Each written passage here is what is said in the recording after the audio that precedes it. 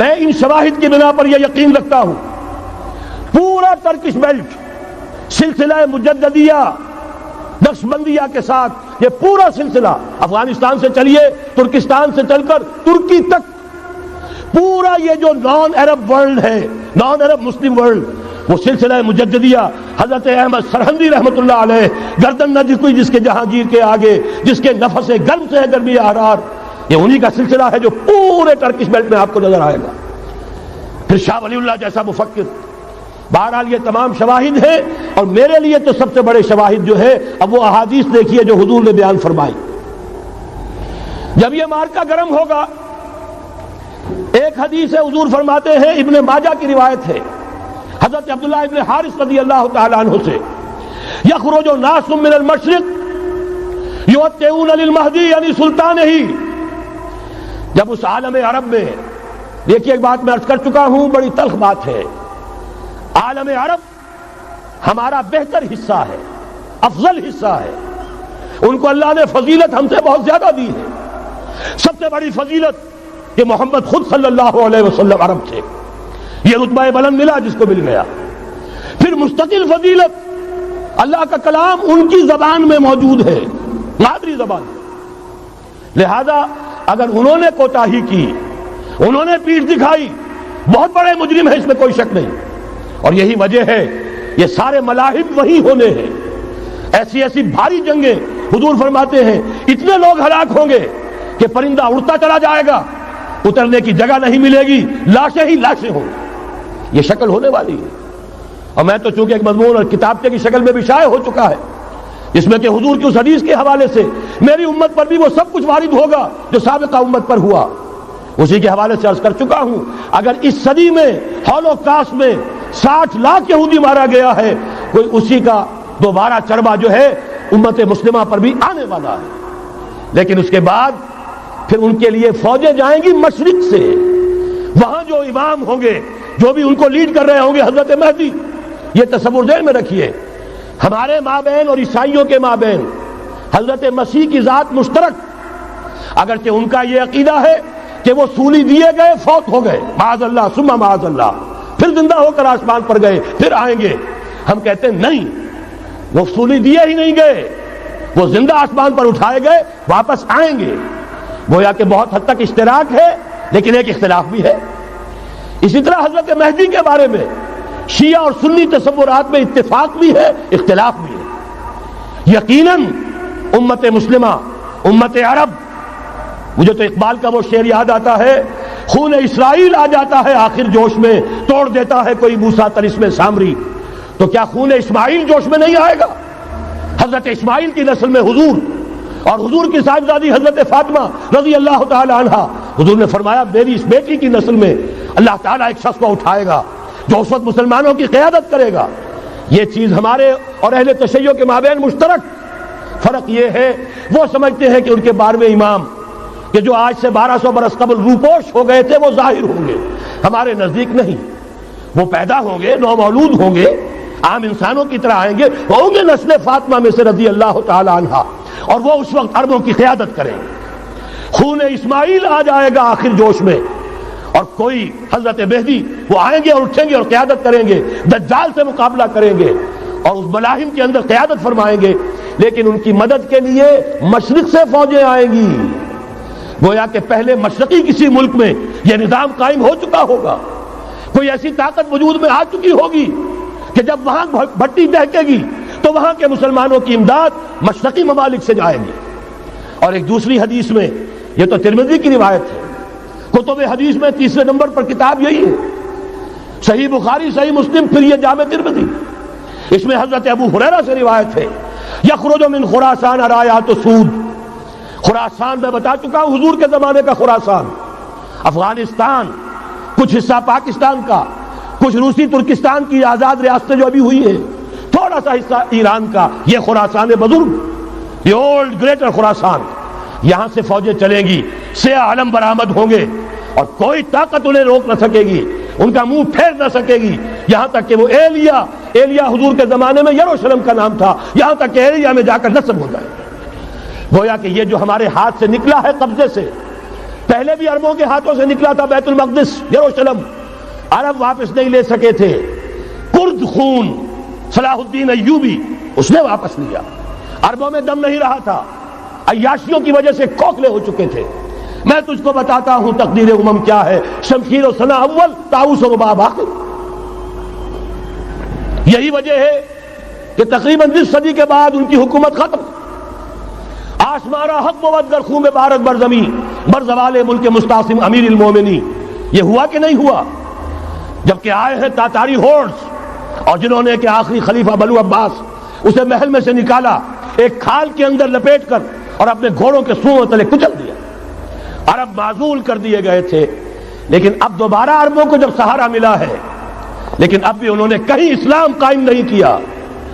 کوئی روس کا غلام رہا، کوئی امریکہ کا غلام رہا، کسی نے اس کا ساتھ دیا، کسی نے اس کا ساتھ دیا۔ تہذیب ہے تو مغربی، تمدن ہے تو مغربی، وضع میں تم ہو نصارہ تو تمدن میں ہنود، یہ مسلمان ہیں جنہیں دیکھ کے شرمائے یہود۔ یہی معاملہ جب ان کا ہوا تو اب اللہ تعالیٰ کی طرف سے ان کے اوپر وہ عذاب کی بھٹی گرم ہونے والی ہے۔ لیکن اس کے بعد پھر یہاں سے جائیں گے وہ جو ان کی مدد کریں گے، اور یہ ایلیا کو واپس لینے والے، یہ مشرق سے چلنے والے لشکر ہوں گے۔ یہ 2 حدیثیں ابھی سن لیجئے، اور تیسری حدیث یہ ہے، حضور نے فرمایا، یہ سنن نسائی کی روایت ہے، قال رسول اللہ صلی اللہ علیہ وسلم عصابتان من امتی احوذهم اللہ من النار احرزهم اللہ من النار، میری امت کے 2 لشکر ایسے ہوں گے جنہیں اللہ نے آگ سے نجات دے دی ہے، پہلے ہی سے ڈکلیئرڈ ہے۔ عصابت تغزو الہند، ایک لشکر کے جو ہند پر حملہ آور ہوگا، وعصابت تکون مع عیسیٰ ابن مریم علیہ السلام، اور دوسرا لشکر وہ ہے جو حضرت عیسیٰ کے ساتھ جا کر اور ان کے ساتھ مل کر یہودیوں کے خلاف جنگ کرے گا۔ میں اس حدیث کا جو مطلب سمجھتا ہوں واللہ عالم، یہ اسی علاقے میں جب انقلاب آ جائے گا، یہ علاقہ خراسان اور پاکستان، جب یہاں نظام خلافت قائم ہوگا، یہاں سے اسلام کی توسیع ہوگی، اور یہاں سے جانب مشرق ہند اور جانب مغرب یہ جو یہودیوں کا سیلاب آ رہا ہے، ان دونوں کا مقابلہ کرنے کے لیے انشاءاللہ العزیز، ورنہ یہ عصابتان جو ہے ایک حدیث میں جمع کرنے کی کوئی اور حکمت ہو نہیں سکتی، ورنہ تو ہندوستان پہ کئی لشکر آئے ہیں، لیکن یہ کہ در حقیقت اسی وقت جبکہ عالم عرب میں وہ بھٹی دہکے گی، اسی وقت یہاں انقلاب آ چکا ہوگا۔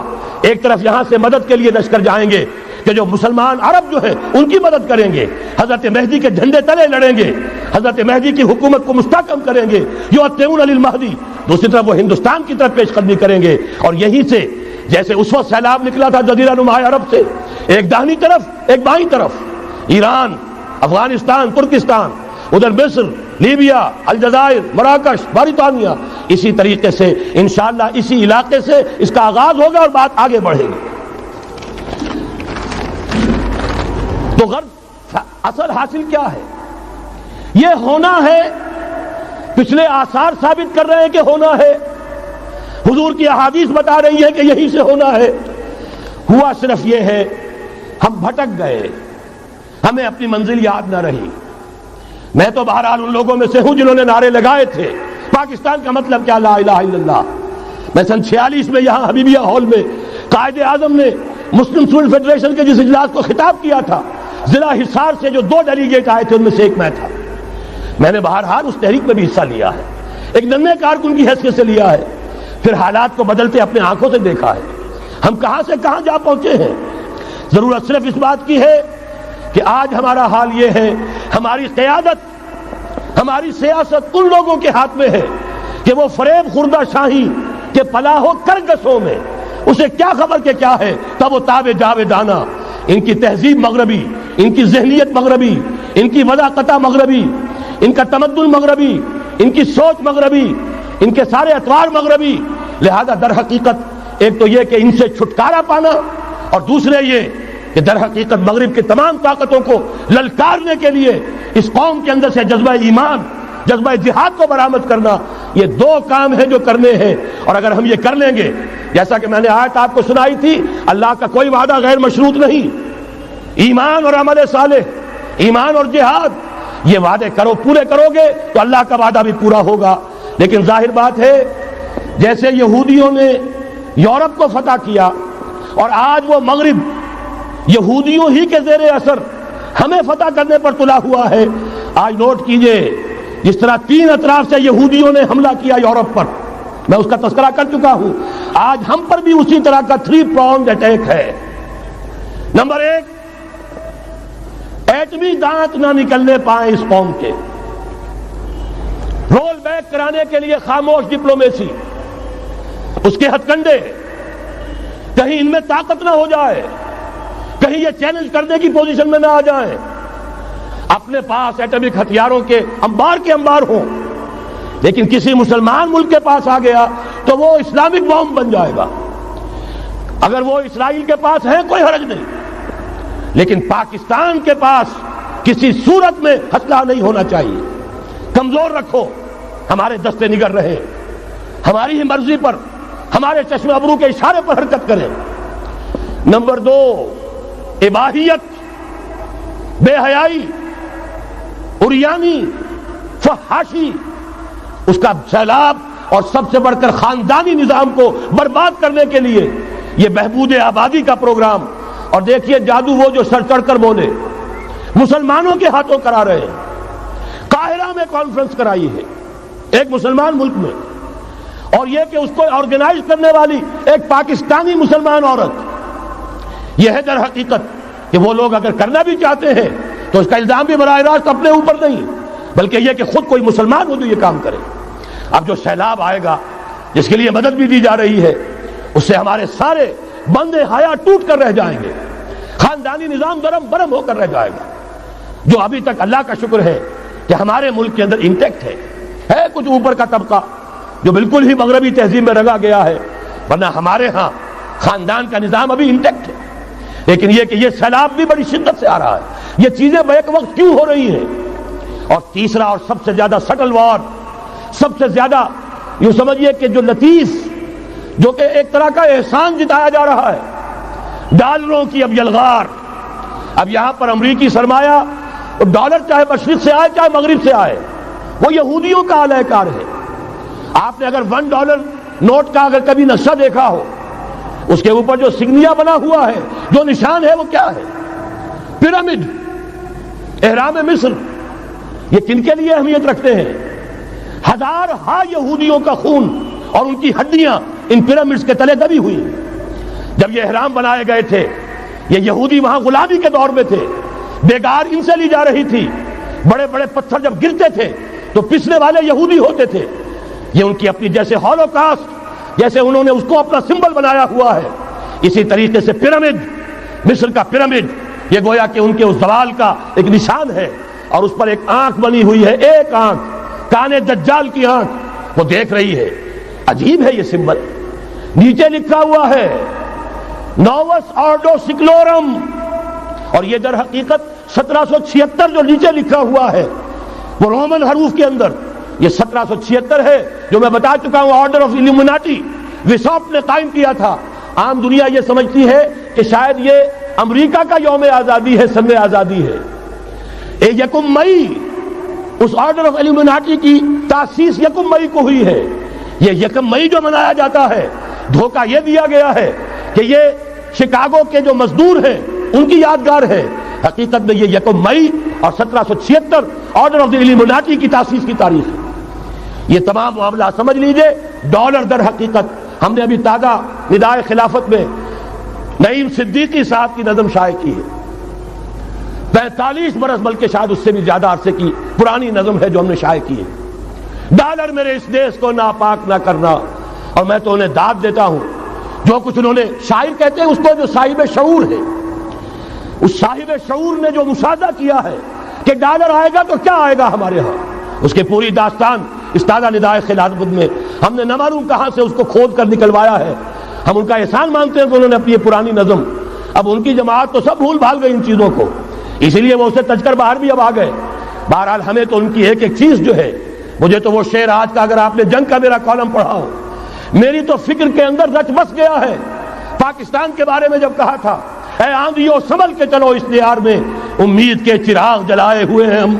ہماری امیدوں کے چراغ ہے یہ، اسلام کا گہوارہ بننے والی ملک ہے یہ، اس کو ہم نے قائم کیا تھا اسلام کے لیے. یہ آندھیاں نہ چلیں، اس ملک کو ہم نے اسلام کے چراغ جو ہے ہم نے اس میں روشن کیے ہوئے ہیں، اے آندھیوں سنبھل کے چلو اس دیار میں، امید کے چراغ جلائے ہوئے ہیں ہم۔ بہرحال یہ تیسرا سیلاب ہے، ننگی سرمایہ داری، جس کی پھر لعنتیں ہوتی ہیں، ایک طرف فقر، ایک طرف احتیاج، ایک طرف بھوک، ایک طرف دولت کے انبار۔ پہلے بھی ہمارے ہاں فرق کم نہیں ہے، لیکن اب جو ہوگا اگر یہ بات پوری ہو گئی تو وہ ننگی سرمایہ داری، اور سرمایہ داری ہی در حقیقت یہود کا سب سے بڑا ہتھ کنڈا ہے۔ یہ بینکنگ کا نظام، یہ سارا کا سارا سودی نظام، یہ IMF، یہ ورلڈ بینک، یہی تو ان کے سب سے بڑے ادارے ہیں۔ تو واقعہ یہ ہے کہ تین طرف سے ہم پر حملہ ہو رہا ہے۔ اور یہ سود کے بارے میں کیا کہا تھا اقبال نے؟ اضربا آخر چمی زائد فتن، اس سود کے ام الخبائث کے پیٹ سے سوائے فتنوں کے اور کیا برآمد ہو سکتا ہے؟ کس ندانت لذت قرض حسن، کسی کو قرض حسنہ کی لذت یاد نہیں رہی، بغیر سود کے قرض دو۔ تمہارے پاس فاضل رکھا ہوا ہے، کسی بھائی کو دو کہ وہ اپنی معاشی گاڑی کا پہیہ چلا لے، پھر اصل واپس لے لینا۔ اگر اتنی ہمت نہیں ہے کہ ان تصدقوا فهو خیر لکم، صدقہ ہی کر دو تو سب سے اچھا ہے، دے ہی ڈالو اپنا فاضل سرمایہ۔ یسألونک ماذا ينفقون قل العفو، مت رکھو اپنے پاس، یہ گندگی ہے۔ لیکن اگر بڑے ہی کم ہمت ہو تو کم سے کم قرض حسنہ دو، اپنی اصل رقم واپس لینا۔ کس ندانت لذت قرض حسن، اضربا جاں تیرا دل چو خشت و سنگ، اس لیے کہ سود کے ذریعے سے انسان کے اندر تاریکی پھیل جاتی ہے، دل جو ہے اینٹ کے مانند، پتھر کے مانند سخت ہو جاتا ہے، کٹھور۔ ثم قست قلوبکم فہی کالحجارۃ او اشد قسوۃ، آدمی درندہ بے دندان و چنگ، اور انسان بغیر اس کے کہ بھیڑیوں والے دانت ہوں اور بھیڑیوں والے پنجے ہوں، بھیڑیا بن جاتا ہے۔ بہرحال اب کرنے کا کام کیا ہے اس کو سمجھیے۔ اس پوری صورتحال کا میں نے آپ کے سامنے نقشہ پیش کر دیا۔ ایک طرف مغرب سے نیو ورلڈ آرڈر، جو جیو ورلڈ آرڈر ہے، اس وقت کی سپریم پاور آن ارتھ، امریکہ کی سرپرستی میں بڑی تیزی کے ساتھ حملہ آور ہے۔ دوسری طرف وَمَكَرُوا وَمَكَرَ اللَّهُ وَاللَّهُ خَيْرُ الْمَاكِرِينَ، اللہ کو پامردی مومن پہ بھروسہ، ابلیس کو یورپ کی مشینوں کا سہارا۔ اللہ تعالیٰ نے اسرائیل کا توڑ پاکستان قائم کیا، اللہ تعالیٰ نے اس کے لیے 300 برس کی تاریخ، اس کی تمہید میں مجددین امت یہاں پیدا کیے، یہاں قرارداد مقاصد پاس کرا دی 20ویں صدی عیسوی کے وسط میں، کہ اکبر نام لیتا ہے خدا کا اس زمانے میں۔ بینک انٹرسٹ کو ربا، سود حرام قرار دیا۔ یہ سارے شواہد ہیں۔ اب ضرورت صرف ایک بات کی ہے، ایک زبردست عوامی تحریک اٹھے۔ یہ عوامی تحریک کیسی ہو؟ نمبر ایک، فرقہ واریت سے بلند ہو۔ یہ فرقہ واریت جو اس وقت بہت بڑا فتنہ بن گیا ہے، جس کی کشیدگی بڑھتی چلی جا رہی ہے، اس کے اندر اگر ہم قوم کے حیثیت سے اگر ملوث ہوتے چلے گئے، آخری تباہی آ جائے۔ فرقہ واریت سے بلند، سیاسی کشمکش سے بلند، یہ سیاسی کشاکش، یہ حزب اختلاف، حزب اقتدار، اس سے بلند، اس سے کوئی بحث نہیں، کوئی دلچسپی نہیں۔ علاقائیت یا لسانی قومیت، اپنے دنیاوی حقوق کی فکر مت کرو، بلکہ آخرت کی فکر کرو، اور یہاں اس کی اصل منزل خلافت کے نظام کی فکر کرو۔ ان تمام چیزوں کو پورا کرتے ہوئے یہاں پہ نظام خلافت قائم کیا جائے، یہ ہے واحد علاج۔ اور اسی کے لیے للکارنے کے لیے، اسی کے لیے دعوت دینے کے لیے ہم نے اس تحریک خلافت پاکستان کا آغاز کیا۔ تنظیم اسلامی نے اپنے لیے ہدف معین کیا ہے، نظام خلافت علی منہاج النبوہ کا قیام، پہلے پاکستان میں اور پھر کل روئے عرصی پر۔ اب میں چند منٹوں میں آپ کو بتاؤں گا کہ وہ نظام ہے کیا۔ دیکھیے، اس موضوع پر میں پاکستان کے تقریباً تمام بڑے شہروں میں اکثر جگہ 3 دن 2 گھنٹے کی تقریر کر چکا ہوں۔ سیاسی نظام کیا ہے، معاشی نظام کیا ہے، سماجی نظام کیا ہے۔ خلافت اب قائم ہوگی، جو بہرحال 1400 برس قبل کی خلافت اور آج کی خلافت، وقت کے دریا میں بہت سا پانی گزر گیا ہے، اصول وہی کے ہوں گے، فنڈامنٹل وہی کے ہوں گے، تفصیلی خاکہ بنے گا اس زمانے کے تقاضوں کے مطابق۔ تو میرے وہ تقریریں ویڈیو کی شکل میں، آڈیو کی شکل میں، اردو میں، انگریزی میں، شکاگو میں 20 گھنٹے کا پروگرام پچھلے سال ریکارڈ کرا کے آیا۔ اللہ کا فضل ہے کہ وہ پھیل رہا ہے معاملہ۔ اب مغرب میں اذان خلافت بلند ہو رہی ہے، اس کا تذکرہ میں بعد میں کروں گا۔ بہرحال وہ تو تفصیلی بات ہے یہاں میں چند منٹوں میں صرف الجبرا کے اصولوں کی طرح چند باتیں بتا رہا ہوں. جو بھی آپ کا آج نظام ہے 3 شرطیں پوری کر دیجئے وہ خلافت بن جائے گا سیاسی اور دستوری اعتبار سے. نمبر 1 حاکمیت اللہ کی، اور اللہ کا شکر ہے یہ ہم کر چکے. اللہ جزائے خیر دے جنہوں نے محنت کی تھی، اللہ جزائے خیر دے جنہوں نے وہ تحریک اٹھائی تھی مطالبہ دستور اسلامی، اور پھر جنہوں نے مدد کی تھی اللہ تعالیٰ انہیں جزائے خیر دے. بہرحال وہ اب ہمارے دستور کا حصہ ہے. حاکمیت اللہ کی. البتہ اگلا قدم ہم آج تک نہیں اٹھا سکے. اس حاکمیت کا ظہور کیسے ہوگا؟ آپ کے دستور میں یہ طے کر دیا جائے کتاب و سنت ہر شے سے بالا تر ہے، دستور سے بھی بالا، عدالتی قوانین سے بالا، پارلیمنٹ سے بالا، سینٹ سے بالا، صدر سے بالا، سپریم کورٹ سے بالا، ہائی کورٹ سے بالا، ہر شے سے بالا کتاب و سنت. جب تک یہ نہیں ہوتا قرارداد مقاصد کی حیثیت ایسی ہے کہ جیسے آپ سینما ہال کے اوپر آگے جو ہے قرآن مجید کا کوئی کٹوا لگا دے، اس کے سوا کچھ نہیں. یہ بھی غنیمت ہے کہ قرارداد مقاصد پاس ہوئی. اصل شرط یہ ہے کتاب و سنت کی ٹوٹل بالادستی. اور یہ بڑی کڑوی گولی ہے. عوامی تحریک جب تک نہیں چلے گی، لوگ جب تک اپنی خون کی ندیاں نہیں بہا دیں گے، یہ کڑوی گولی حلق سے اترنے والی نہیں.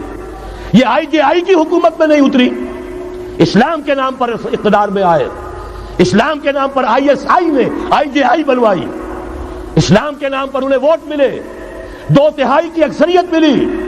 اس کے باوجود شریعت کی بالادستی کا ایکٹ، شریعت کی بالادستی کی دستور کے اندر ترمیم پاس نہیں کرائی گئی. معلوم ہوا اوپر زبردست کا ٹھینگا ہے.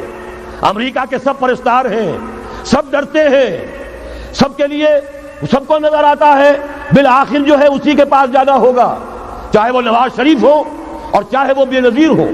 ایک کھلم کھلا ہے، اور اب تو میں کہتا ہوں نواز شریف بھی کھلم کھلا ہے. آج کے اس دور میں انہوں نے اسلام کا نام کبھی نہیں لیا، اس سے تو بالکل تائب. بس صرف فرق یہ رہ گیا ہے بے نظیر کھلم کھلا بھی مذاق اڑا لیتی ہے اسلامی صداؤں کا، اسلامی قوانین کا. یہ اس پر ذرا خاموش ہے. لیکن یہ کہ اپنی تحریک میں ہمارے بہت سے جو سیاسی قائدین ہیں مسلمانوں کے، کتنے بیانات آپ نے پڑھے ہوں گے، ذرا اسلام کا نام لے دیں ہم ساتھ ہو جائیں گے. مولانا سمیع الحق صاحب کا بیان آیا، ذرا اسلام کی بات کرے تو ہمارے اور بہت سے علماء اور ہمارے طارق صاحب جو ہے انہوں نے بھی کہا کہ میں ہم ساتھ آ جائیں گے. لیکن یہ کہ بڑا پکا ثابت ہوا نواز شریف اسلام کا نام نہیں لیا. یہ بات جان لیجئے، یہ اس کے بغیر، قربانی کے بغیر اصل یہی منزل ہے، اصل کٹھن یہی ہے. یہ کتاب و سنت کی بالادستی، اس کو قبول کرنا، اختیار کرنا، یہ بغیر عوامی تحریک کے، بغیر قربانیوں کے ممکن نہیں ہوگا. بہرحال دوسری بات یہ، اور تیسری بات، کسی غیر مسلم کو نظام خلافت میں قانون سازی میں شریک نہیں کیا جا سکتا.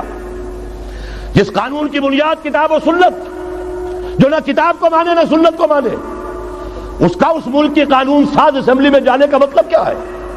ان کی علیحدہ اسمبلیاں ہوں، ان کے جو حقوق ہیں مائنورٹیز کی حیثیت سے ان کی گارنٹی دی جائے، ان کی جان، مال، عزت، آبرو کا پورا تحفظ، ان کی پوری مذہبی آزادی، ان کی عبادت گاہوں کی پوری ضمانت، ان کی حفاظت کی، ان کا پرسنل لا ہو، سب کچھ ہوگا. قانون سازی میں غیر مسلم شریک نہیں ہو سکتا. نظام خلافت کی اعلیٰ ترین سطح کی پالیسی بنانے میں غیر مسلم شریک نہیں ہو سکتا. یہ معاملات ہمیں، یہ کڑوی گولیاں ہیں، لیکن صرف 3 گولیاں ہضم کر لیجئے، یہ نظام خلافت کا نظام بن جائے گا. البتہ چوتھی بات اور عرض کر دوں، وہ کہتا ہوں بہتر ہے کہ اس پارلیمانی نظام کی لعنت جو انگریزوں کی وراثت کے طور پر ہمیں ملی ہے، اسے چھوڑ کر صدارتی نظام اختیار کیا جائے. وہ صدارتی نظام جو نظام خلافت سے قریب تر ہے، انہوں نے ہم سے لیا ہے. اقبال نے کہا ہے، ہر کجا بینی جہان رنگ و بو، زاں کے از خاکش برو یا دارزو، یا نور مصطفیٰ اورا بہاش، یا ہنوز اندر تلاش مصطفیٰ. اگر کوئی اچھائی ان کے پاس ہے وہ نور مصطفیٰ سے مانگی ہوئی ہے. یہ خلافت کے نظام کا چربا ہے. ایک شخص کو منتخب کرو، اب اسے اختیار دو، اس کے ہاتھ کھلے رکھو، اسے کام کرنے دو. ہاں، امپیچمنٹ کا نظام ہو، غلط ہو تو اسے سیدھا کرنے کا نظام ہو. اس کے لیے آپ امپیچمنٹ کا نظام آج کی جو امریکہ کی حکومت ہے اس میں بھی ہے. اور کیسا ہے کہ ذرا سا اندیشہ ہوا تھا اور نکسن صاحب جو ہے بھاگ کھڑے ہوئے تھے. تو میرے نزدیک صدارتی نظام اور چھوٹے صوبے، یہ بڑے بڑے صوبوں کی ضرورت نہیں ہے، چھوٹے صوبے ہوں، لوگوں کو سہولتیں ہوں، ہر علاقے کے لوگوں کو معلوم ہو کہ ہمارے معاملات ہمارے اپنے ہاتھ میں ہیں، ان کے اندر کوئی احساس جو ہے محرومی کا پیدا نہ ہونے پائے. اس لیے کہ وہی چیز ہے جو سیاہی گھول دیتی ہے. کون سیاہی گھول رہا ہے وقت کے بہتے دریا میں؟ یہ ساری سیاہیاں جو سندھ میں گھل رہی ہیں، بلوچستان میں گھل رہی ہیں، سرائکی کے علاقے میں گھل رہی ہیں، ان سب کا علاج ہے چھوٹے صوبے بناؤ. لیکن یہ چیزیں خلافت کی شرائط میں سے نہیں ہیں. بہتر بات ہے، دنیاوی اعتبار سے بہتر بات ہے، انتظامی اعتبار سے بہتر بات ہے. باقی اصل شرائط تین: اللہ کی حاکمیت کا اقرار جو قرارداد مقاصد میں بالفعل ہے، کتاب و سنت کی ٹوٹل بالادستی. سپریم کورٹ کو اختیار دیجئے، وہاں جا کر کوئی بھی شہری پاکستان کا کوئی بھی عالم دین اگر ثابت کر دے فلاں قانون، فلاں ہدایت، فلاں انسٹرکشن، فلاں کوئی حکم جو دیا گیا ہے کتاب و سنت کے منافی ہے، فوراً کل عدم ہوگا. اور تیسری بات، غیر مسلم پروٹیکٹڈ مائنورٹی ہوں گے، ان کی جان مال عزت آبرو کی حفاظت ہوگی، لیکن یہ کہ وہ برابر کے قانون سازی کے حق میں شریک نہیں ہو سکتے، اس لیے کہ یہاں کتاب و سنت منبع ہے قانون کا جس کو وہ تسلیم نہیں کرتے. اسی طرح یہ معاشی نظام، موجودہ سرمایہ دارانہ نظام، بہت بڑی لعنت، بہت بڑی لعنت، بہت بڑی لعنت. لیکن جیسے آپ کو معلوم ہے، آج ہی ابو جہل کہہ دے لا الہ الا اللہ محمد الرسول اللہ، مسلمان بن جاتا. کلمہ تو ایک ہی تھا نا. ابو طالب کے پاس جب وفد گیا تھا رؤسائے قریش کا، اور انہوں نے کہا تھا کہ اپنے بھتیجے کو روک لو ورنہ اب ہم جو تمہاری بھی رعایت اب نہیں کریں گے، میدان جنگ میں آ جاؤ. ابو طالب نے کہا تھا میرا بھتیجا تم سے کیا مانگ رہا؟ ایک کلمہ، ایک کلمہ لا الہ الا اللہ، اور تو اس کا کوئی مطالبہ نہیں. انہوں نے کہا، ابو سفیان اس وقت تک کیونکہ ابھی کفر میں تھے، شرک میں تھے، انہوں نے کہا وہ ایک کلمہ جو وہ مانگ رہا ہے وہ ہمارے سارے معبودوں کی نفی کر دیتا ہے. وہی تو سب سے بڑی مصیبت ہے. تو میں آپ کو بتا رہا ہوں، تین چیزیں اس سرمایہ دارانہ نظام میں سے نکال دیجئے، یہ اسلامی نظام بن جائے گا. تفصیل میں جانے کا موقع نہیں ہے، میں فارمولہ دے رہا ہوں. تفصیل میں نے عرض کیا، میرے کیسٹس ہیں، کتابیں ہیں، وہ خطبات خلافت اب کتابی شکل میں بھی آ جائیں گے، انگریزی میں ویڈیو کیسٹ ہے، اردو میں ہے، بڑے بڑے شہروں میں خطبات دے چکا ہوں، مواد موجود ہے. لیکن اس وقت فارمولہ بتا رہا ہوں، تین چیزیں نکال دیجئے. نمبر ایک، سود نکال دیجئے. اس میں بھی اللہ کے فضل و کرم سے پیش رفت ہمارے ہاں ہوئی. فیڈرل شریعت کورٹ نے فتویٰ دیا اور اتنا زبردست ججمنٹ لکھا ہے، پوری دنیا کے لیے رہنمائی کا ذریعہ بن جائے گا. یہی وجہ ہے کہ مجھے معلوم ہوا ہے موجودہ حکومت نے اس کی اشاعت روک دی ہے. باہر کے ممالک سے ڈیمانڈ. میں جب انگلستان میں تھا ابھی 2 مہینے قبل، وہاں کچھ لوگوں کے سامنے تذکرہ کیا، انہوں نے کہا ہمیں منگا کے دیجئے، بنگلہ دیش کے مسلمان تھے، ہمیں منگا کے دیجئے. میں نے یہاں لکھا، معلوم ہوا کہ نہیں، وہ مل ہی نہیں رہا، بلکہ کہہ دیا گیا اسے مت چھاپو، اس کی اشاعت بند، اس لیے کہ وہ کلمہ خیر کہیں پھیل نہ جائے. یہودی کا اگر علاج ہے، جیسے آپ نے سنا تھا بچپن میں کہانیاں، دیو کی جان ایک طوطے کی گردن میں ہے، طوطے کی گردن مروڑ دو گے دیو مر جائے گا. یہودی کی جان سود میں ہے. یہ سارا ہتھ کنڈا اس کا جو ہے، جو ورلڈ ڈومینیشن یہودی چاہ رہا ہے، وہ مالیاتی نوعیت کی ہے. وہ اپنی حکومت قائم نہیں کرنا چاہتا. حکومت کے تو بڑے کھکھیڑ ہوتے ہیں، بڑی ذمہ داریاں ہوتی ہیں، لوگوں کی تنقیدیں سننی پڑتی ہیں، بھوکے بھیڑیے کبھی ٹوٹ پڑتے ہیں. لہذا ان کو چھوڑو، حکومت وہ خود کریں. ہاں وہ محنت کریں حیوانوں کی طرح، ملائی ہمارے پاس آتی چلی جائے، زندہ رہنے کی حد تک تو ان کو دیں گے. جیسے تانگے والا گھوڑے کو بھی آخر دانہ تو ڈالتا ہے کہ اگلے دن پھر اسے جوتنا ہے تانگے کے اندر، لیکن اصل کمائی تو اس کی ہے جو ہو رہی ہے. صرف یہ مالیاتی نظام اور اس کا ایک ہی لفظ کے اندر توڑ ہے، سود ختم اور یہود کی گویا کہ جان نکل جائے گی. یہی وجہ ہے جیسے ہی فیڈرل شریعت کورٹ کا فیصلہ آیا تھا، وہ جو کوئی چیزیں پائپ کے اندر پڑی ہوئی تھی مدد کی، وہ بھی روک لی گئی. یہ قوم کدھر جا رہی ہے؟ یہ تو ہمارے ہاتھ سے نکلی جا رہی ہے. اور جب تک کہ اس کے خلاف IJI کی حکومت کو سپریم کورٹ میں اپیل میں نہیں پہنچا دیا، اس وقت تک یہ ہے $1 جو ہے کہیں سے ادھر سے ادھر ہلنے نہیں دیا. یہ ہے حقائق، اصل میں ان کو سمجھ لیجیے. سود نکال دیجئے، جوا، اسپیکولیشن، فارورڈ ٹریڈنگ کی وہ ساری صورتیں جو صرف بیع سلم ایک جائز ہے، باقی ساری صورتیں حرام ہیں، ان کو نکال دیجئے اور جاگیرداری ختم کر دیجئے۔ جاگیرداری ختم کرنے کے لیے حضرت عمر کی شمشیر لانی ہوگی، شمشیر فاروقی۔ ان کا یہ فتویٰ تھا، اجماع تھا کہ جو ملک، جو علاقے بزور شمشیر فتح ہوئے ہیں وہ کسی کی انفرادی ملکیت نہیں رہیں گے، وہ امت مسلمہ کی اجتماعی ملکیت ہے۔ کوئی انچ زمین، اسی وجہ سے ہمارے ہاں فرق ہے خراجی اور عشری۔ عشری زمین ملکیتی ہوتی ہے، اس میں سے ایک مسلمان جس کی ملکیتی زمین ہے اس کا وہ 10واں حصہ یا 20واں حصہ پیداوار کا دے کر فارغ، اور جو خراجی زمین ہوتی ہے وہ کسی کی ملکیتی نہیں ہوتی، وہ تو مسلمانوں کی ہے، نظام خلافت کی ہے۔ جو کام کر رہا ہے چاہے مسلمان ہو چاہے غیر مسلم ہو، وہ کاشت کرے گا، آدھا اس کا ہے، آدھا ریاست کا ہے، بیت المال کا ہے۔ یہ ہے نظام خراجی کا اور عشری کا فرق۔ اور حضرت عمر نے طے کر دیا تھا رضی اللہ تعالیٰ عنہ کہ جتنے علاقے فتح ہوئے، یہ مصر ہے، یہ عراق ہے، یہ شام ہے، یہ ایران ہے، ساری زمینیں مسلمانوں کی اجتماعی ملکیت۔ کام کرنے والے چاہے یہودی ہوں، چاہے مجوسی ہوں، چاہے عیسائی ہوں، چاہے وہ مسلمان ہو جائیں، زمین خراجی رہے گی، زمین سے خراج جائے گا بیت المال میں تاکہ تمام امت کی بہبود میں صرف ہو سکے۔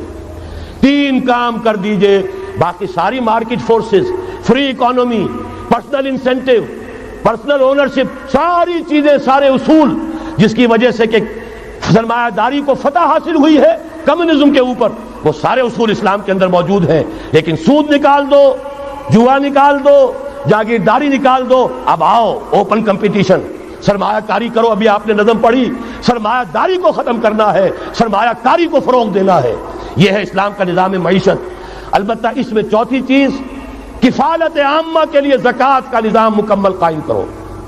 ہر شہری کی بنیادی ضروریات کی پوری ذمہ داری اور کفالت نظام خلافت لیتا ہے۔ یہاں پھر میں مجبور ہوں کیا کروں، لیکن جب چھڑ گیا قیامت کا، بات پہنچی تیری جوانی تک، خلافت کا تذکرہ ہو اور حضرت عمر کا ذکر نہ آئے، ناممکن۔ خلافت کا نظام، جیسے آپ کہتے ہیں کہ گلاب کا پھول پورا کھلا ہوا ہے، للی ان بلوم، خلافت کا نظام پورا کھلا ہوا حضرت عمر کے دور میں نظر آتا ہے۔ اسی وقت کہا تھا حضرت عمر نے رضی اللہ تعالی عنہ کہ اگر دجلہ و فرات کے کنارے کوئی کتا بھی بھوکا مر گیا تو قیامت کے دن عمر ذمہ دار ہوگا۔ اور جانور تک کا معاملہ ہے، مجوسی کو دیکھ لیا تھا، بوڑھے کو ایک کہ جو بھیک مانگ رہا تھا، وہاں کے عامل اور گورنر سے ایکسپلینیشن کال کی، یہ بھیک کیوں مانگ رہا ہے؟ جب یہ جوان تھا، کام کر سکتا تھا، تم اس سے جزیہ لے رہے تھے، اب یہ بوڑھا ہو گیا ہے، کما نہیں سکتا، تم نے اسے بھکاری بنا دیا ہے، اس کا وظیفہ مقرر کرو۔ ظاہر بات ہے غیر مسلم ٹیکس دیں گے، مسلمان زکوٰۃ دیں گے، مسلمانوں کے لیے زکوٰۃ سے کفالت عامہ ہوگی، غیر مسلموں کے ٹیکسوں کے ذریعے سے۔ وہی نظام جو آج یورپ میں ہے، اسکینڈینیوین کنٹریز میں ہے، برطانیہ میں ہے، ان امپلائمنٹ الاؤنس ہے، یا یہ کہ اور ویلفیئر کا نظام ہے، لیکن اسلام کا مکمل ترین ویلفیئر نظام زکوٰۃ کے تحت ہے، اور اس میں گارنٹی ہے ہر شہری کی بنیادی ضروریات انڈر ریٹن، ان کی ذمہ داری ریاست کے ذمہ۔ حضرت عمر ہی کا زمانہ تھا کہ لوگ اپنی زکوٰۃ لے کر پھرتے تھے، لینے والا کوئی نہیں ہوتا تھا۔ اس کا بھی میں مسئلہ آپ کو سمجھا دینا چاہتا ہوں۔ میں نے تو عرض کیا تھا، میں تو مدرس ہوں، عوامی مقرر نہیں ہوں، میں تو چاہتا ہوں آپ چیزیں سمجھ کر اور ان کا علم آپ کا جو ہے حاصل کر کے اٹھیں، لوگوں کو پھر پہنچائیں۔ یہ کیسے ہو گیا جبکہ زکوٰۃ جو ہے وہ تو اسلامی ریاست میں نظام خلافت میں حکومت لیتی ہے، پھر کیسے ہو گیا کہ لوگ اپنی زکوٰۃ لے کر پھر رہے، لینے والا کوئی نہیں؟ اس کو بھی جان لیجئے، جیسے زمین کی 2 قسمیں میں نے بیان کی، خراجی اور عشری، ایسے ہی زکوٰۃ کے قابل جو مال ہے اس کی بھی 2 قسمیں ہیں۔ اموال باطنہ، گھروں میں رکھی ہوئی کوئی نقدی ہے، کوئی زیور ہے، کوئی اور ایسی چیزیں ہیں، یہ اموال باطنہ کہلاتی ہیں۔ اس کی زکوٰۃ جبراً حکومت نہیں لے گی۔ اگر اس کی زکوٰۃ جبراً حکومت لے تو گھروں کی تلاشیاں لینی پڑیں گی، جا کے تکیے پھاڑ پھاڑ کے دیکھنے پڑیں گے کہ کہیں کچھ رکھا ہوا تو نہیں ہے۔ یہ معاملہ مسلمانوں کی ان کی اپنی نیت پر، ایمان پر، اللہ کے ساتھ ان کے خلوص و اخلاص پر چھوڑ دیا۔ ہاں اموال ظاہرہ، دکان میں 5 لاکھ کا مال پڑا ہے، 2.5% دے دو، گودام میں 10 لاکھ کا مال پڑا ہے، 2.5% دے دو، تمہارا کارخانہ ہے بہت بڑا، اس کی زمین معاف، بلڈنگ معاف، مشینری معاف، ٹولز معاف، لیکن جو سرمایہ چل رہا ہے چاہے وہ خام مال پڑا ہے چاہے فنشڈ، ٹوٹل کی مالیت کے اوپر 2.5% دے دو. یہ ہے زکوٰۃ جس کو بدنام کیا ضیاء الحق صاحب نے. صرف سود جو ہے، سود والا جو صرف بینکوں کے اندر ڈپازٹ ہے اس سے 2.5% لے کر اسے زکوٰۃ قرار دے دیا. حالانکہ وہ تو کچھ زکوٰۃ نہ ہوئی، سود کا کمیشن ہوا، اس کے سوا کچھ بھی نہیں. زکوٰۃ تو یہ ہے کہ ہر دکاندار، اور مجھے یقین ہے مسلمان دے گا، آپ اسے انکم ٹیکس جیسے لعنتی ٹیکس سے نجات دیجئے جس نے اسے جھوٹ بولنے پہ مجبور کیا ہوا ہے. یہ لعنتی ٹیکس ہے در حقیقت کہ جس نے ہر شخص کو جھوٹا بننے پر مجبور کر دیا ہے. ان کو ختم کریں. زکوٰۃ تو مسلمان اپنے ایمان کے تقاضے پر دے گا، اور وہ دے گا اور خوشی سے دے گا. لہذا یہ پورا نظام جو ہے اس کو اختیار کیا جائے زکوٰۃ کے، تو پوری ویلفیئر اسٹیٹ، دنیا کے بلند ترین معیارات کی ویلفیئر اسٹیٹ قائم ہو جائے. جو حضرت عمر نے کہا تھا کہ کوئی کتا بھی بھوکا اور پیاسا نہ رہے. اب آئیے تیسرا معاملہ سماجی. یہاں بھی 3 ہی باتیں کہوں گا. ترقی ہے، تعلیم ہے، ان میں کوئی رکاوٹ نہیں. خواتین کام کریں، کوئی رکاوٹ نہیں. کیا چیز نکالنی ہے؟ بے حیائی، بے حجابی، عریانی نکال دو. ستر و حجاب انفورس کرو. سیگریگیشن، عورتوں کے اسکول علیحدہ، مردوں کے علیحدہ، عورتوں کے کالج علیحدہ، مردوں کے علیحدہ، عورتوں کی یونیورسٹی علیحدہ، مردوں کی علیحدہ، عورتوں کے ہسپتال علیحدہ، مردوں کے ہسپتال علیحدہ. کسی درجے میں تو ہمارے ہاں ہے. اس کو آگے بڑھاؤ، یونیورسٹی بناؤ. اسی طریقے سے ہسپتال میں، مردوں کے ہسپتال میں عورتوں کو نرس رکھنا کیوں لازم ہے؟ کیا مرد نرسنگ نہیں کر سکتے؟ کیا فوج کی جو فارورڈ یونٹس ہوتے ہیں میڈیکل، کیا ان میں عورتیں جاتی ہیں نرسوں کی حیثیت سے؟ جہاں اصل ضرورت ہوتی ہے، کسی کا بازو اڑ گیا ہے، کسی کی ٹانگ اڑ گئی ہے، کسی کا پیٹ چاک ہو گیا ہے، آنتیں باہر ہے، بڑی ٹینڈر نرسنگ کی ضرورت ہے، وہاں تو عورت نہیں جاتی، وہاں تو میل نرسز ہے. تو مردانہ ہسپتالوں میں مردوں کو نرس رکھو، زنانہ ہسپتالوں میں عورتوں کو نرس رکھو. عورتیں مریض ہوں، عورتیں ڈاکٹر ہوں، عورتیں جو ہے نرسنگ کریں. وہاں کی انتظامیہ بھی عورتوں کو دیجیے. پھر یہ ہے کہ ساری پرائمری ایجوکیشن عورتوں کو دے دیجیے. چھوٹی عمر کے بچے ہیں، انہیں عورت کے اندر اللہ تعالیٰ نے جو شفقت مادری رکھی ہوئی ہے فطری طور پر، ضرورت ہے اس ٹینڈر ایج میں. تو ارادہ اگر ہو جائے تو ہر کام ہو سکتا ہے. ارادہ چاہیے. یہ کہ بے ستری، بے حجابی، عریانی، فحاشی کا خاتمہ کرو. نمبر 2، شراب اور منشیات کا خاتمہ کرو. اس کے لیے آئرن ہینڈ بلکہ آئرن فسٹ کی ضرورت ہے. یہ کر کے دکھایا، ایرانیوں نے کر کے دکھا دیا. ہم سے کہیں زیادہ گرے پڑے تھے، ہم سے کہیں زیادہ یہ خرابیاں ان کے معاشرے میں موجود تھیں. کر کے دکھایا کہ نہیں کر کے دکھایا؟ یہ ہو رہا ہے. لہذا یہ کہ یہ کام کیا جائے، اور زنا اور قذف کے جو اصل اللہ تعالیٰ کی طرف سے، اللہ کے رسول کی طرف سے جو سزائیں ہیں اور حدود اور تعزیرات ہیں ان کو نافذ کیا جائے. یہ 3 چیزیں کر دیجئے، یہی معاشرہ ہوگا. کوئی یہ نہیں کہتا کہ صحراؤں میں جا کر آباد ہو، کوئی آپ سے یہ نہیں کہتا کہ جائیے دوبارہ اونٹوں پہ سفر شروع کیجئے. جو ترقی ہوئی ہے، اللہ تعالیٰ نے علم دیا ہے انسان کو، اللہ تعالیٰ نے ٹیکنالوجی عطا فرمائی انسان کو، اور رحمان کا دیا ہوا علم ہے. علم آدم الاسماء کلھا، یہ اسی علم اسماء کا ظہور ہے پوری دنیا کے اندر. اسے خیر کا، برکت کا ذریعہ بناؤ. میں نے 3 باتیں بتائیں آپ کو. نمبر 1، اللہ کی حاکمیت، کتاب و سنت کی ٹوٹل بالادستی. نمبر 3، اور غیر مسلموں کو قانون سازی میں شریک نہیں کیا جا سکتا. وہ پروٹیکٹڈ مائنورٹی، ان کی جان، مال، عزت و آبرو کی حفاظت کا ذمہ ہے، مذہبی آزادی کا ذمہ ہے، لیکن وہ ہماری قانون سازی میں، اعلیٰ ترین سطح کی پالیسی سازی میں شریک نہیں ہو سکتے. نمبر 2، یہی سارا نظام، یہی سرمایہ کارانہ نظام، سرمایہ دارانہ نظام کو 3 چیزیں نکال دیں گے، وہ سرمایہ دارانہ نہیں رہے گا، سرمایہ کارانہ ہو جائے گا. یہ سرمایہ کارانہ نظام، سود نکال دو، جوا نکال دو، جاگیرداری ختم کر دو، یہی رحمت ہو جائے گی. اللہ کی ربوبیت عامہ، ربوبیت کاملہ کے آپ کو منظر نظر آئیں گے. جاگیرداری کا خاتمہ کر دیجئے. اسی طریقے سے بے حجابی، فحاشی، عریانی. نمبر 2، شراب اور منشیات. نمبر 3، جو اصل جو حدود ہیں شریعت کے، ان کو نافذ کیجئے تاکہ معاشرہ اسلامی معاشرہ بنے. اب آخری بات ہے میری، اور اسی کے ضمن میں کچھ مطالبے ہیں جو آج ہمیں کرنے ہیں حکومت سے. پہلی بات یہ کہ یہ خلافت کیسے آئے گی. اس موضوع پر بھی میں عرض کر رہا ہوں کہ میں کم سے کم 15 سال سے مسلسل تقریریں کر رہا ہوں. اتنی موٹی کتاب اردو میں منہج انقلاب نبوی موجود ہے. اس کے موضوع پر انگریزی میں کیسٹ، اردو میں cassette, video cassette, audio cassette, میری طرف سے مواد پورا موجود ہے. پہلا مرحلہ کیا ہے؟ غور سے سنیے، اس لیے کہ اس کے مخاطب اب آپ ہیں براہ راست، ہر فرد۔ خلافت کا نظام قائم کرنا ہے تو پہلے اپنی ذات میں خلیفہ بنیے۔ اللہ نے آپ کو ایک جسم دیا ہے، زبان دی ہے، آنکھیں دی ہیں، کان دیے ہیں، یہ سب آپ کے پاس اللہ کی امانت ہیں، ان پر اللہ کی حکومت قائم کی، اپنے وجود پر اپنے گھر میں خلافت قائم کیجئے، آپ خلیفہ بن جائیں، آپ نظام اللہ کا نافذ کریں اپنے ذات پر، اپنے وجود پر، اپنے گھر میں، اور ساتھ ہی انفرادی سطح پر طے کر لیجئے سورہ حدید کی آیت نمبر 7، آمنوا باللہ ورسولہ وانفقوا مما جعلکم مستخلفین فیہ، جس چیز میں اللہ نے تمہیں خلافت عطا کی ہے، دولت دی ہے، مال دیا ہے، جائیداد دی ہے، اولاد دی ہے، ذہانت دی ہے، فطانت دی ہے، خطابت دی ہے، جو دیا ہے لگا دو، کھپا دو، خرچ کر دو اللہ کے دین کے لیے۔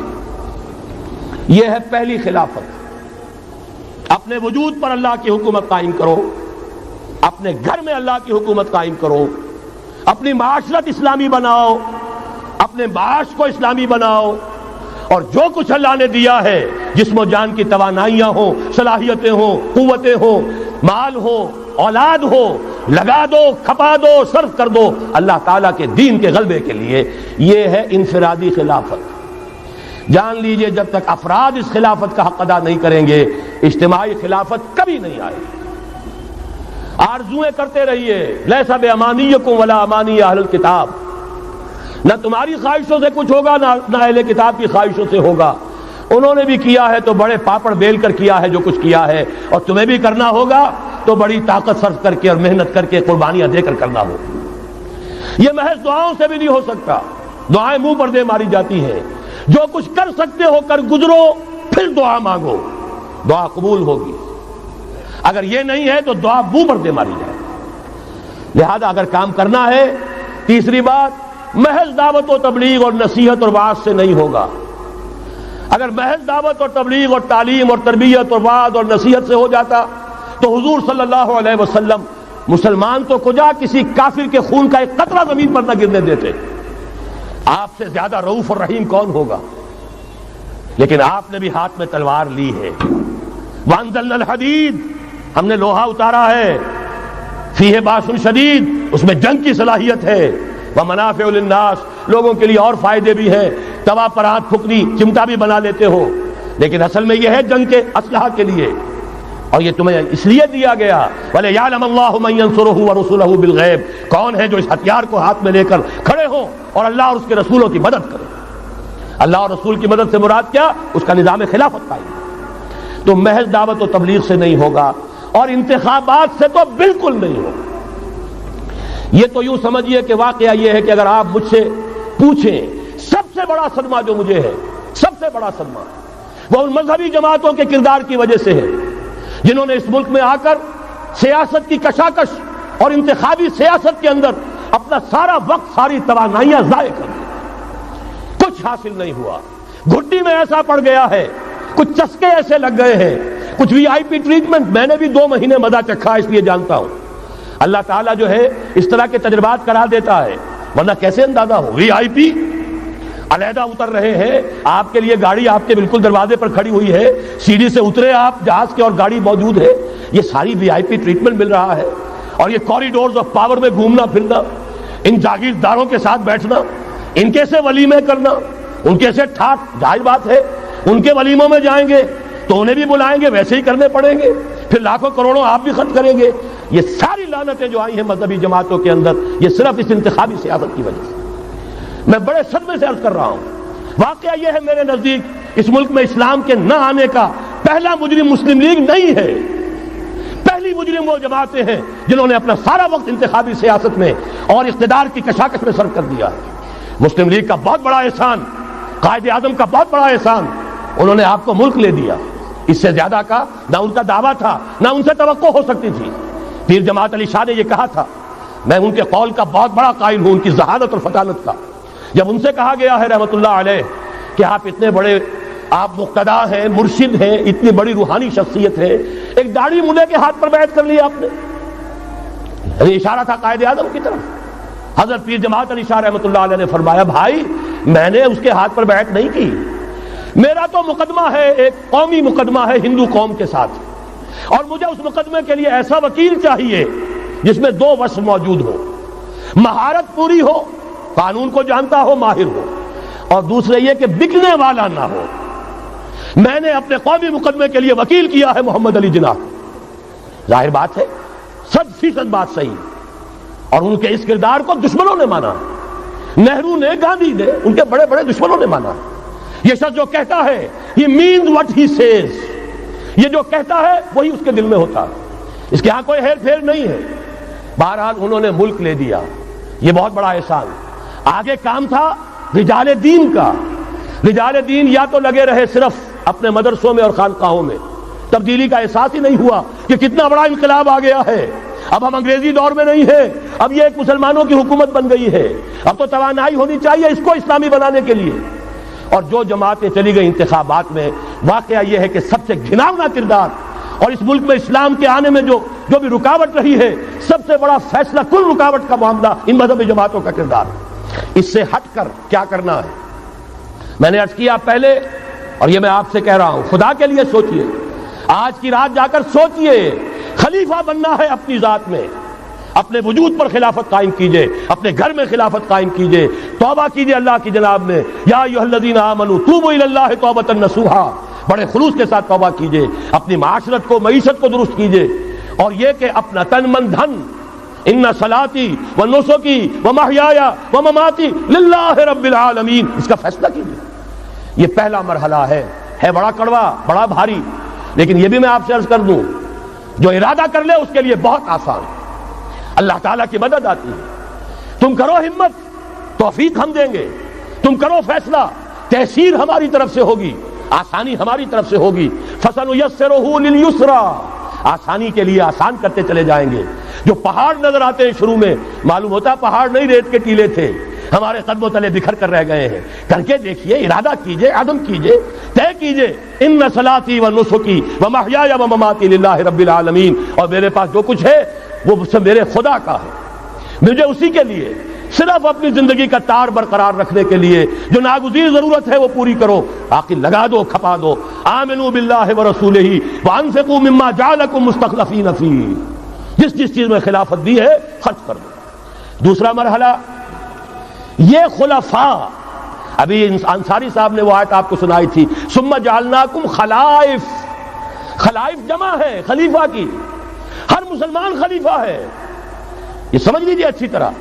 وہ تو صرف یہ ہے کہ جیسے یہ جو کافرانہ نظام ہے جمہوریت کا، جو مادہ پرستانہ انسانی حاکمیت کی بنیاد پر، اس میں بھی ہر شہری حاکم ہوتا ہے، اپنے ووٹ کے ذریعے سے وہ اپنی حاکمیت کا اختیار منتقل کرتا ہے، وہ نمائندہ بن کر آتا ہے، گویا کہ انہوں نے اپنی حاکمیت ڈیلیگیٹ کی ہے اس شخص کو، اس صدر کو، چاہے وہ بش تھا اور چاہے وہ کلنٹن ہے، ورنہ حاکمیت تو پاپولر ہے، عوام کی ہے۔ اسلام میں خلافت عوام کی ہے، لیکن عوام مسلمان جو اللہ کو ماننے والے ہیں ان کی خلافت ہے، اور ان کی خلافت پہلے وہ اپنی ذات میں خلیفہ بنیں گے، پھر اپنی خلافت کا ایک حصہ ایک خلیفہ کو منتقل کریں گے۔ جب تک خلافت نہیں ہوتی ایک جماعت کے امیر کو منتقل کریں گے وہی حصہ۔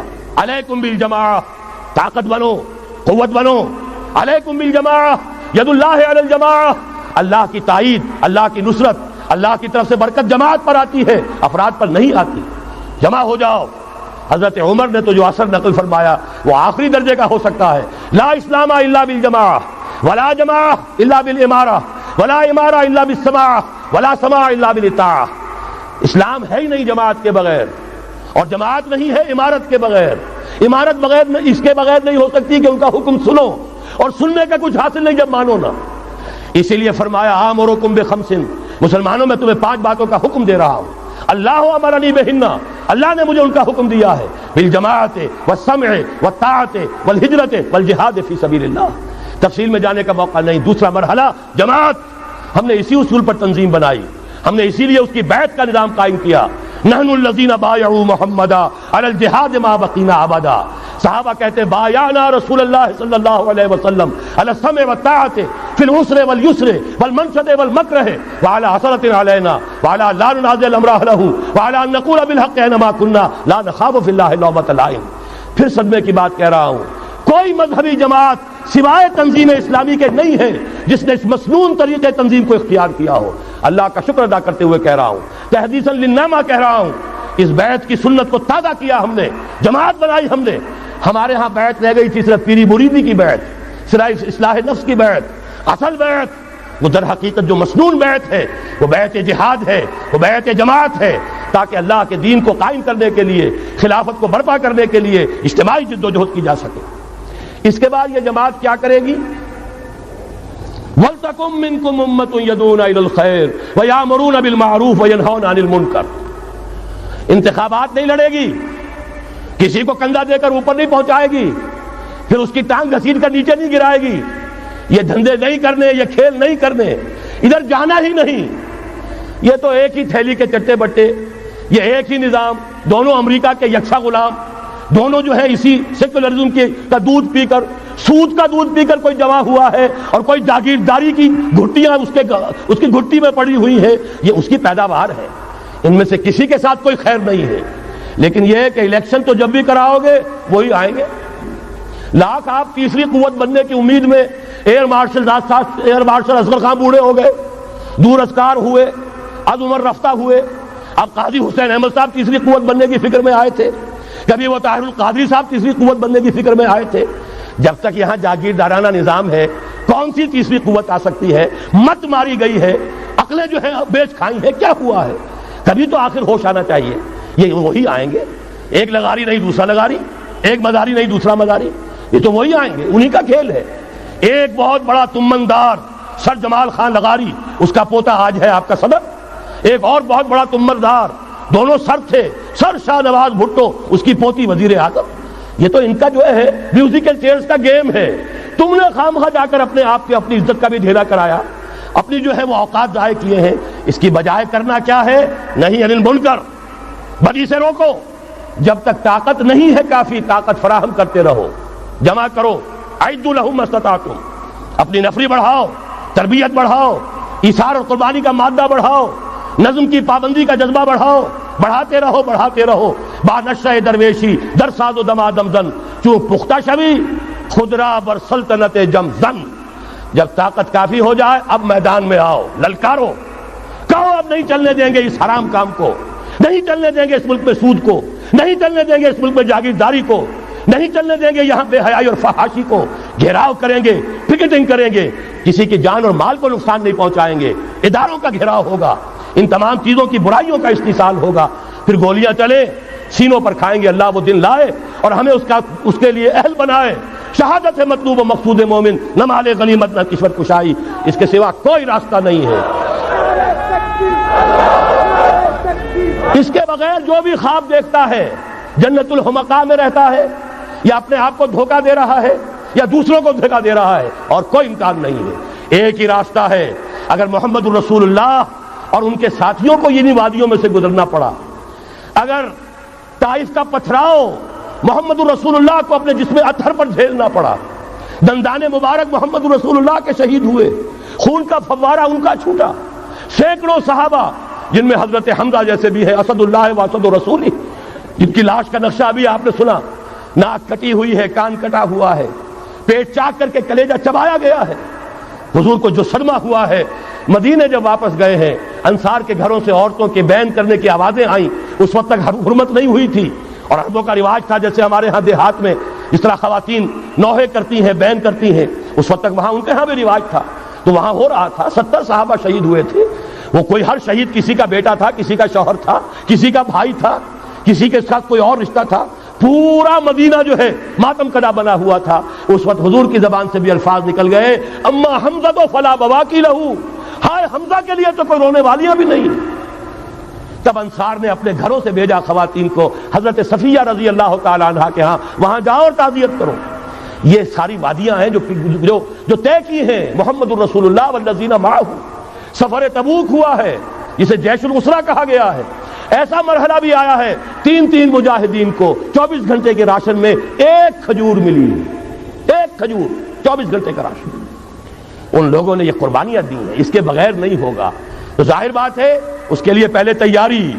کچے پکے لوگ اگر لے آئے تو خاک میں مل اور آگ میں جل، جب خشت بنے تب کام چلے۔ ان خام دلوں کے عنصر پر بنیاد نہ رکھ، تعمیر نہ کر۔ یہ تو پختگا خام ہے جب تک تو ہے مٹی کا ایک انبار، تو پختہ ہو جائے تو ہے شمشیر بے زنہار تو۔ وہ پختہ ہو جائے، اب ٹکر مول لو، آگے بڑھو، للکارو، آنکھوں میں آنکھیں ڈالو، باطل کا مقابلہ کرو، اس کے استیصال کے لیے اپنی جانیں قربان کر دینے کو سب سے بڑی کامیابی سمجھو۔ یہی واحد راستہ ہے، اس کے سوا جب وہ مرحلہ آ جائے گا، اللہ کرے کہ وہ آئے، اور میں اب اس وقت تو بیان نہیں کر سکتا، وقت بہت ہو گیا ہے۔ میری جو ایک کتاب چھپ چکی ہے سابقہ اور موجودہ مسلمان امتوں کے کا ماضی، حال اور مستقبل، آنے والی جو حالات ہیں ان کا ایک نقشہ میں نے بیان کیا جو احادیث نبویہ میں آیا ہے۔ میرا اندازہ یہ ہے کہ اب معاملہ زیادہ دور کا نہیں ہے، بلکہ ہمارے لیے تو نہ دور کا ہے نہ دیر کا ہے، انشاءاللہ یہیں سے ہوگا۔ بس صرف یہ ہے کہ فریب خوردہ شاہی اور بھٹکا ہوا آہو جو ہے اسے پھر اپنی منزل یاد آ جائے۔ کبھی بھولی ہوئی منزل بھی یاد آتی ہے راہی کو، اور بھٹکے ہوئے آہو کو پھر سوئے حرم لے چل۔ اس کے لیے وہ رہنمائی درکار ہے، آپ میں سے ہر شخص رہنما بن کر اٹھے، اس دعوت کا مبلغ بن کر اٹھے، جیسے کہ حضور نے اپنے خطبے کے آخر میں فرمایا تھا فَلْيُبَلِّغِ الشَّاهِدُ الْغَائِبَ۔ اب جو یہاں موجود ہیں وہ اپنا فرض سمجھیں کہ دوسروں کو پہنچائیں گے۔ اس حوالے سے یہ ہے کہ ہمارا لٹریچر، ہمارے ویڈیوز، آڈیوز، وہ ہم ہر میدان میں موجود ہے، چیزیں استعمال کیجئے۔ اب میں چند